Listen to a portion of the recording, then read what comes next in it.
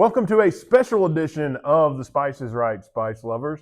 Seth Burchett, Mr. Burchett here, along with Matt Jones. Mr. Jones, we have a very special treat today. Yeah, so far we've been given things that were from other places, right? Like, from businesses or from like small batch companies or whatever. I guess they're all businesses. Yeah. But this one is different. This one is different. Our guidance counselor on our floor, Miss Krisher, I asked if she was cool with a shout out. She was. It has been watching our channel and things and is supportive, and she makes homemade hot salsa and wanted us to try it on the channel and give a grade for it, I guess, because we're not really rating things in our hot sauce because our rating system is more geared toward hot sauce. But we will give a review of it and a grade, and I've AI'd yet another question for us.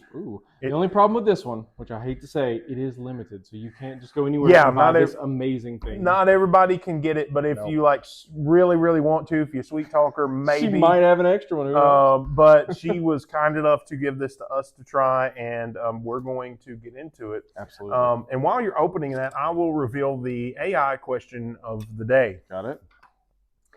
If you could only have one condiment for the rest of your life, what would it be and why?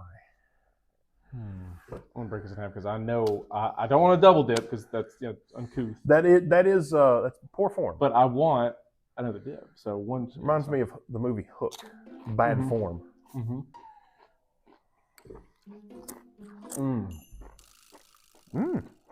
I love fresh tomatoes. We always have. We have a garden. We always have tomatoes. Just tons of tomatoes. Oh, wow, that's really good. And the kick is very subtle, but it's there and it's good. I think it's jalapeno. I think it's jalapeno. I'm like 95% sure it's jalapeno. I love jalapeno and salsa. I broke it again, so I have 3 chips. What was the question? I'm sorry. You can only have one condiment for the rest of your life. You can have no other condiments. What would that condiment be? That's tough. I mean, my first inclination is to say hot sauce. Of course, but that's because we're a hot sauce channel. That's too easy. But I feel like that would be cheating. So you have to pick something else. Yeah, I thought the same thing. Because that's a difficult one. It really because is. You really have to think about what you can use on multiple things. Yeah. And so I think I know what you're gonna pick. I have an idea.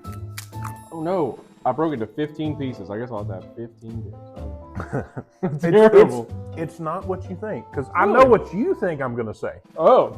You think I'm going to say ranch. I do. I'm not.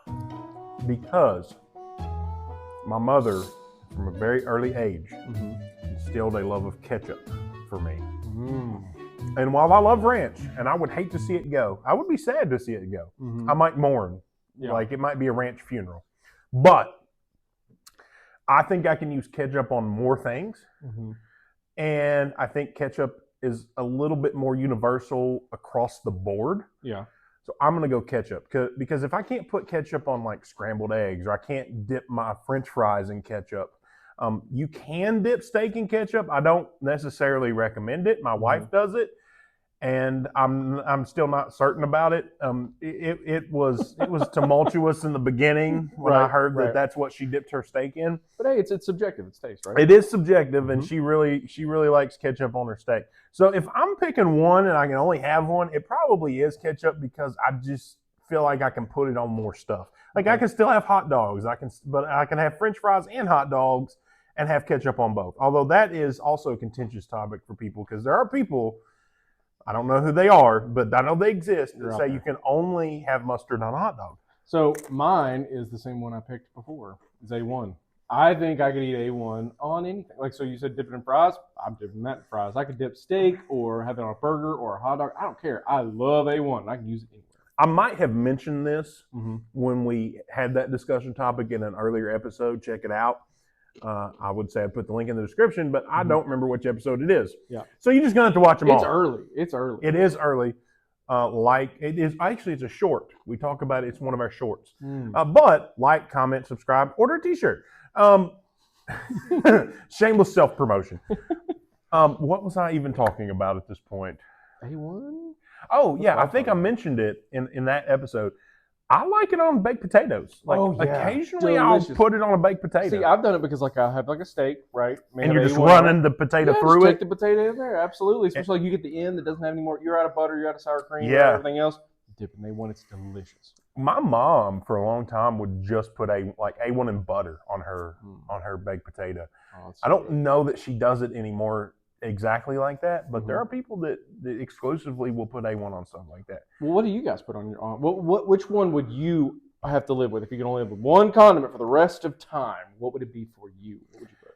I feel like we're all cheating ourselves though if we only have one condiment. I love condiments. Oh yeah, they're amazing. It's amazing. And we're back because it seems like when we record lately, there have been messages over the intercom. Okay. So grades for this salsa, which we don't have a name for. We're going to have to make her come up with a name. Krisher salsa. Yeah, it's Krisher salsa for now. So I am a huge sucker for fresh veggies. I love it. So this, to me, that's 100. This is delicious. I give it 100.00.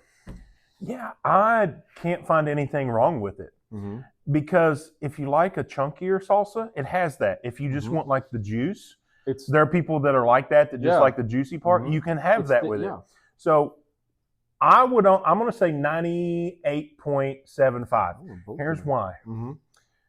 I could handle it spicier. That's true. That's true. But it does have a good kick, and I think anybody could enjoy it. It does, yes, and it's sustained. Like it's still hot now. So it's a classic jalapeno, right? Like a jalapeno hot sauce where it does, or maybe serrano, but I think it's jalapeno. I think that's jalapeno. But yeah, it stays with you for a little bit, for a few minutes afterwards. You're hanging on to it. There's some peppers that burn off real fast. Like it's hot, and then it goes away. Yeah. This one sticks with you for a little bit, and it's just awesome. It lingers a little bit. Salsa. You just like delicious salsa, which.